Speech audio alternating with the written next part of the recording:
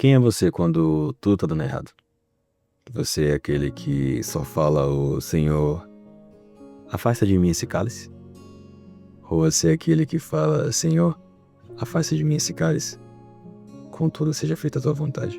Deus ele não precisa te testar, mas você precisa saber quem você é nele. As pessoas confundem isso. Elas acham que algumas provações, algumas coisas Deus manda só para testar elas. Ele não quer testar você, ele te conhece. Ele escreveu cada um dos seus dias. Ele já pensava em você muito antes de você chegar na barriga da sua mãe. Então ele não precisa te testar, mas você precisa saber quem você é.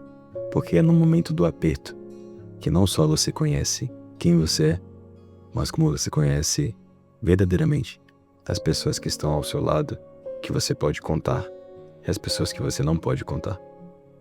Porque no momento da fartura, no momento onde você tem tudo, no momento onde você é repleto de bens, de coisas materiais, enfim, qualquer que seja as coisas que você tem na sua vida, é tranquilo. Você não tem muito com o que validar a veracidade daquelas informações. Você não tem muito como saber se aquela pessoa que diz tanto e bate tanto no peito que você pode contar com ela, se você realmente pode. Então, se preocupe muito mais com quem você é quando tudo está dando errado no seu, né? No seu contexto da sua visão. Porque às vezes o que você acha que é meu Deus, você se esqueceu que eu existo? Meu Deus, você simplesmente não tá vendo que eu tô passando por isso aqui, não? É justamente o lugar onde Deus quer que você esteja. Para que ou você fique mais próximo dele e que você busque a ele, ou que você aprenda alguma lição, ou que ele também te alinhe exatamente onde você precisa estar. Porque entenda que fica difícil estar em algumas posições, em alguns lugares, e estar num estado emocional suscetível à vontade de Deus, quando seu coração está tão cheio de ego, quando sua conta bancária tem dinheiro suficiente para resolver tudo o que você tem para resolver. Você não precisa de Deus, né? Ué, você tem um gerente do banco, você tem um saldo na conta, você tem o limite do cartão, você tem tudo, você precisa de Deus para quê? E sinceramente isso é o que mais acontece, não só por pessoas que conhecem o Evangelho, conhecem a Cristo, mas também por pessoas que infelizmente não tiveram a oportunidade ainda de conhecê-lo. Porque é muito mais fácil você confiar no saldo da conta do banco, confiar naquela proposta, confiar em tantas coisas e esquecer de confiar naquele que realmente escreveu todos os seus dias. Naquele que realmente continua te amando independente da situação. Independente daquilo que você estiver passando, independente daquilo que você estiver fazendo, independente daquilo que possa estar acontecendo na sua vida, ou do quanto você tenha negado ele, ou se esquecido, ou simplesmente olhado pra ele assim como eu já fiz um dia e dito, eu te odeio. Você não se importa comigo, porque se você se importasse, você não teria feito isso. Você não teria permitido que isso acontecesse na minha vida, então pra mim você não é nada. Eu já falei isso pra Deus. E é o mesmo Deus que me acolheu quando eu mais precisava. E que quando eu me dei conta, todas as coisas que eu achava que tinham sido pelo meu mero mérito, pelo quanto que eu sou bom, quanto que eu sou forte, o quanto que eu consigo aguentar, não foi eu não. Foi a graça e a misericórdia dele. Quando eu me dei conta disso, eu senti uma vergonha tão profunda, eu senti um constrangimento tão profundo, que sinceramente eu falei assim, é melhor o senhor economizar o meu oxigênio e colocar na vida de uma outra pessoa que realmente está precisando, porque sinceramente eu não sei nem porque isso me mantém aqui de pé, diante de tantas vezes que eu neguei, tantas vezes que eu fugi e tantas vezes que eu entristeci o seu coração. Eu te peço com todo carinho que você pare e reavalie as coisas que você tem como prioridade na sua vida, para que você não precise ficar sendo pego pela ansiedade, pela angústia, pela revolta com Deus, ou você até está numa posição onde você está realmente buscando a resposta dele, mas como não está acontecendo da forma como você esperava, ou no tempo que você esperava, você simplesmente se afasta. Você simplesmente vai buscar a sua forma de resolver. Lembre-se que se você disse sim para Deus, disse sim para Jesus, tome a sua cruz, negue a si mesmo e siga-me. Nesse caminho não tenha as coisas serem resolvidas da sua forma.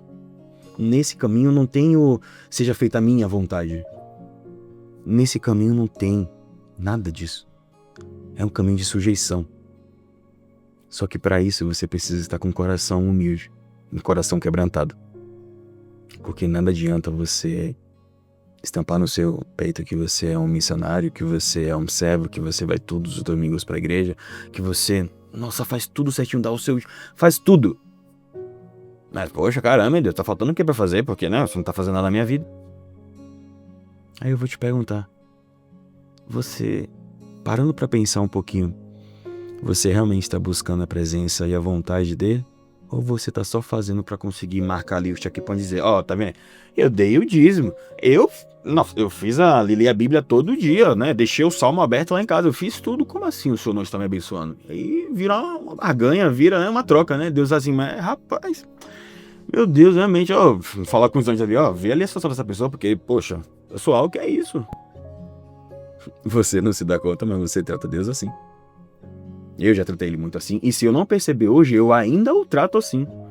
Como se fosse uma relação de troca, onde se eu estivesse fazendo uma coisa, ele precisa me dar uma outra coisa. Por que não? Porque eu tô fazendo certinho como manda o certinho aqui, Senhor, a Bíblia. Por que que, né? Isso aqui que era pra resolver. Então, sabe criança quando ela, né, tá ali se desenvolvendo, crescendo, e ela fala alguma coisa porque ela sabe que se você ficar com dó dela, você vai dar? Então ela sabe que se ela se espernear ali quando ela tá no mercado querendo comprar um doce e você disse não pra ela, ela vai conseguir ter o doce? Sabe aquele momento quando você sabe que se você falar com aquele jeitinho com aquela pessoa, fazer aquela tal coisa, ela vai conseguir, né, ceder aquilo ali que você tá pedindo? Às vezes a gente tenta fazer isso com Deus, na maioria das vezes.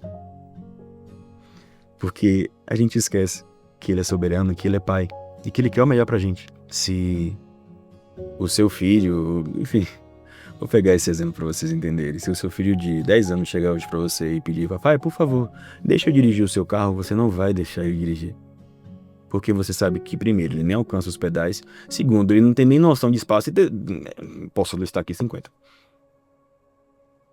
Se você enxergar Deus como Pai, e eu sei que para muitas pessoas isso é difícil, assim como para mim foi, pela história que eu tinha com pai, etc. E para muitas pessoas também isso é muito difícil.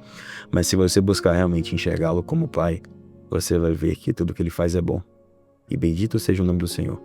Se ele fizer, e se ele não fizer, porque ele continuará sendo Deus. E você vai entender que muitas das vezes Deus faz com você, igual nesse exemplo que eu dei com o garotinho pedindo pro pai para dirigir. Você não nem alcança os pedais, velho. Você não tá conseguindo dar conta de um salário de 5 mil. É sério que você acha que ele vai mandar um de 50? Você não tá conseguindo administrar o seu dia no seu emprego, você trabalha das 8 às 18. E você não tem tempo pra ele, você não tem tempo pra nada. E o que sobra do seu salário, você ou gasta com bebida ou faz qualquer outra coisa, muito menos com aquilo que pode realmente te levar para mais perto dele, com aquilo que vai abençoar a vida de uma pessoa que precisa às vezes de uma cesta básica, que precisa de uma palavra. E às vezes aquela viagem que você tá tanto querendo fazer para tal lugar, para tal praia, podia ser uma viagem missionária que você poderia estar indo para um lugar onde você poderia levar o evangelho para pessoas que não conhecem ou conhecem ele de uma forma que, infelizmente, elas não sabem ou não entendem ou simplesmente não conseguiram discernir o que realmente significa aceitar a Jesus, o que realmente significa a morte de Jesus naquela cruz.